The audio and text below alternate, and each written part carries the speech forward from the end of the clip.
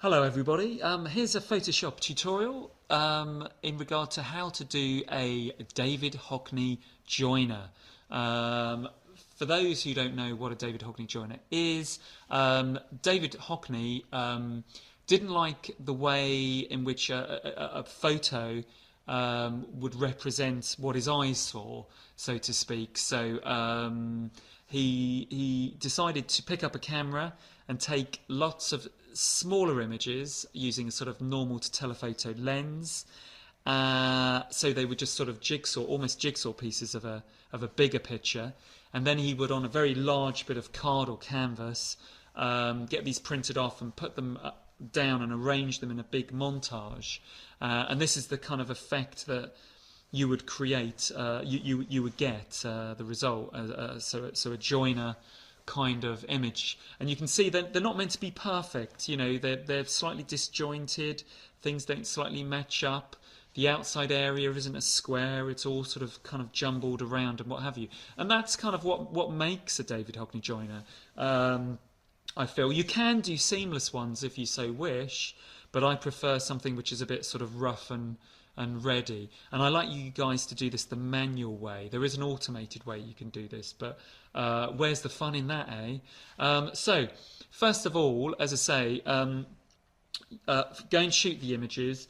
Try and shoot them on a small resolution. These, you don't want huge massive images. I will show you a way in which to downsize your images.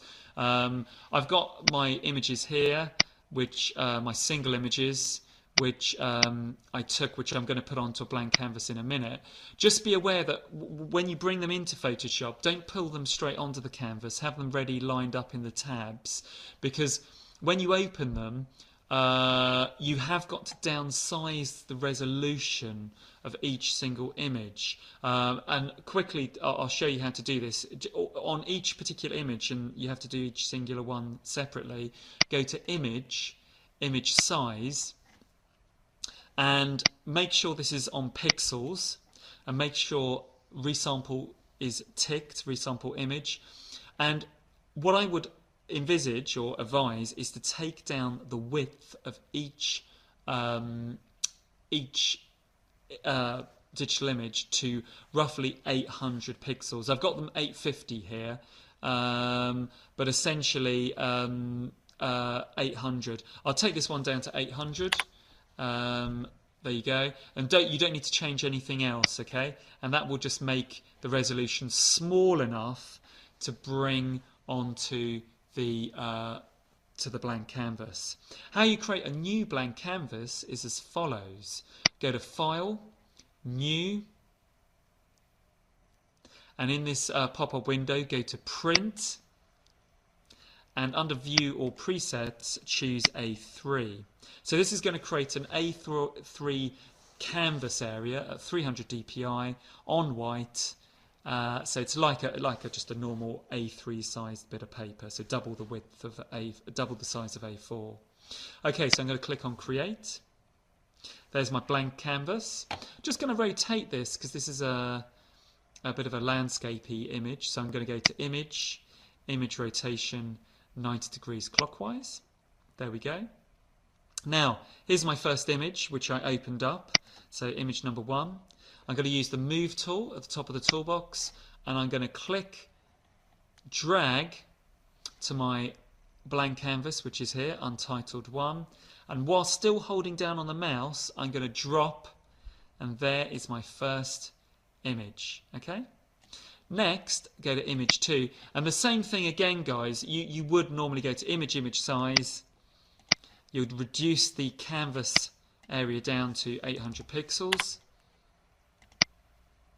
Yeah, and then obviously drag to Untitled, which is my blank canvas, and I'm going to drop. There we go. Now, I'm going to ask you to take Auto Select off and Show Transform Controls off. Now, with this second image, to line it up, I'm just going to zoom in here so you can see what I'm doing. I'm going to bring the opacity of the second image down to 50%. Now the quick way of doing this, while you've got the Move tool selected is just to press 5 on your keyboard. That brings the opacity down to 50%. You can see it's already done here, 50%. And what that means is you can drag your second image over the first image, and look, you can line it up with the other image. Now, as I say, don't be too careful here. That will do. When you're done, press 0. That will bring it up to 100%. You can see here in the opacity of the layers palette, it's brought it up back to 100.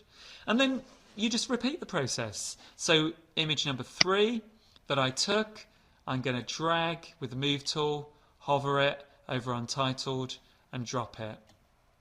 There we go. I'm going to press 5 on my keyboard to bring the opacity down to 50%. I'm going to line that up over the next one. And I'm going to press 0 to bring it back to full opacity. And there you go. You can see the image starting to take shape. Now, if you want to, you can organize the layers.